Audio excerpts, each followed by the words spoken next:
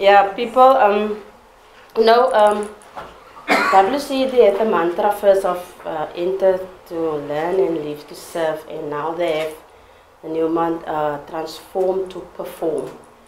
And this was happened to me through Partner for Possibilities. And I have to thank you very much for this, because my transformation uplifted me in such a positive way.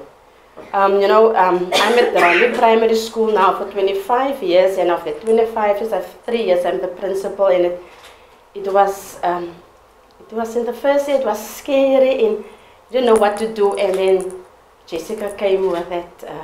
She wants me to be part of Partners for Possibilities, and it had a big impact on my life. I was equipped to take challenges, take the risk, because my colleagues was with me for that 20 years, so I was one of the colleagues that was doing things with other principals, and now I'm the principal, so this was a scary thing for me, so I have to stand my man before this. So there were sometimes I thought, and you know, you can't go in there with tears in your eyes, you must be strong. And there was at night times that I think, did I do the right thing to be a principal of the school? Because there's a lot of challenges with my colleagues, especially when there's tasks I have to put on them, and they look at each other. But Partner for Possibilities make it possible for me. I'm more self-confidence is much higher, and I've learned that the only thing I have to do is to lead by example. So if something has to be done, I have to stand in front of the line to say, if the leader is in a position to lead, then everything falls apart. So yes, and the other challenge was with Brian. You know, Brian is fully English. Terrible. Fully English. Yes, so what else? But he was so relaxed with me that I Brian, sorry for that mistake. I said, no, just go on. Just go on. So Brian, thank you for that. Brian really gave me a lot of advice of how to handle things at school. There were some times that I was talking and Brian was just sitting there and listening to me. Thank you for that, Brian. So, yes, and I first must say thank you to Jessica now. Thank you for choosing me, because I really need that, to be standing here in front of all these people. I don't know if it was done 3 years ago. No. So, yes, the journey with PFP was really amazing. Thank you. Brian. Ja, ik ga voor die rest van die Yeah, I've been involved in education for many years, and sadly much of it has been in schools that are incredibly well endowed. I've sat on governing bodies, I've chaired governing bodies, but nothing, absolutely nothing had prepared me for being involved with a small primary school in a farming community, and the particular challenges that they face. And I'd been involved in a strategic planning process for a school that's particularly well endowed. And many of the issues they were dealing with was, you know, where do we put the second AstroTurf, and how do we raise a couple of more million for endowments? And all of a sudden, the next Saturday morning, we're involved at Runway, and to see the unbelievable community of teachers.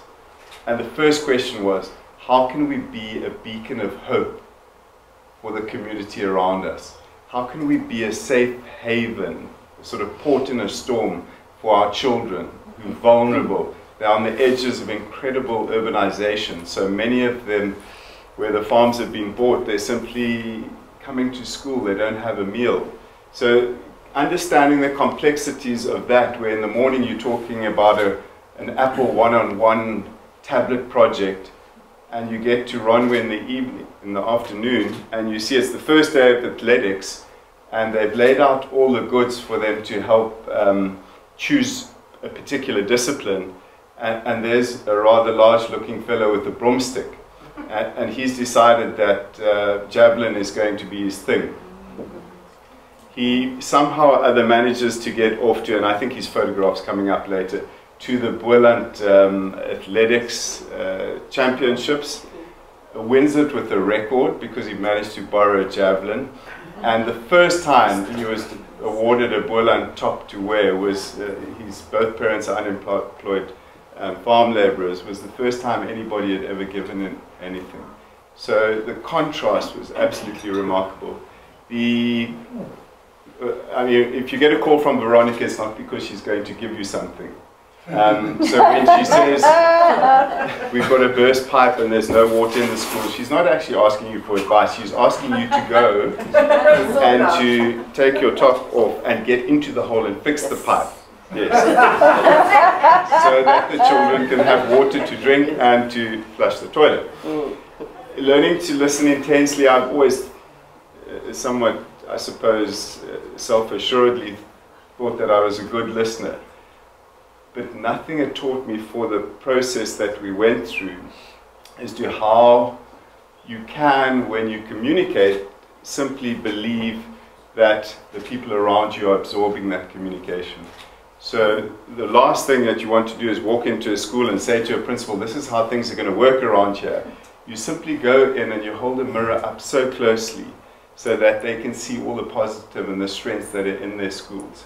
So that learning to listen intensely helped to lessen the conflict, because I suspect that sometimes in my own experience, conflicts often where you're dealing with somebody in a one-on-one and there's a heated exchange or it's in a group.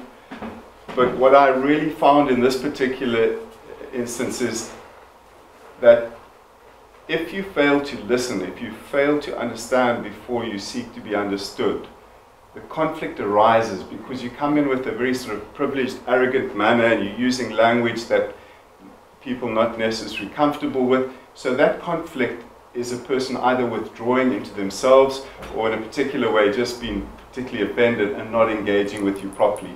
So that form of conflict of people not being able to work together to come to a combined or unified outcome is something that I learned particularly in this project at the tender age of 58. The other thing that's been really remarkable is just how flattering Veronica has been for me, and you'll see how often she misspells my name.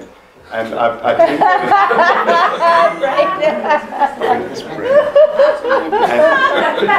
I take that as a compliment. So it really, Jessica, Louise, thank you for allowing me to work with Ronwe on this particular project. And like Churchill, who said, I've taken far more out of alcohol than alcohol's taken out of me.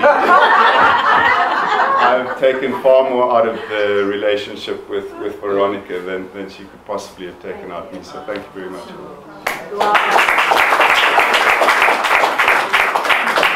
The last thing I want to say is Brian is Brainy the Brain, so he was always there with a lot of ideas, and we met weekly every Thursday afternoon, 5 to 2. Brian driving at Ronwe Primary, and that was the time when I can pack off everything that's happening during the week with me, not only schoolwork but also personal stuff, and he was amazing. My SGB, my staff, he walks in and he was comfortable with everyone. They say hi Brian, and he chat with everyone he met on his way to the office. So Brian, thank you for your impact in my school, my life, and yes, I called him for the pipe and he came with his grand suit there, but the day he was sticking and he was busy. So that's our relationship, we bet each with each other, and it's not going to stop here. We will meet not every week from now, but every month. One day. Ah, there's the javelin thrower. Yeah. So yes, and the last thing I want to say to PFP partners, PFP is that you've told me how to arrange a function through my staff.